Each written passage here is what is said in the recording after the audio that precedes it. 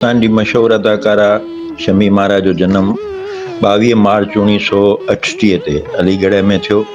हिन अदाकारीअ बैदि हिदायतकारी बि कई। संदसि पहिरीं कामयाबु फिल्म सहेली हुई।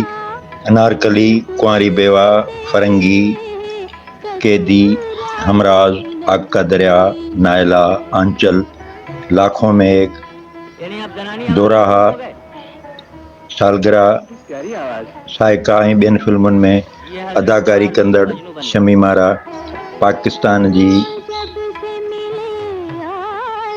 पहिरीं औरत हिदायतकार हुई। हिन वॾनि फ़नकारनि सां कमु कयो। खेसि मंझता तौरु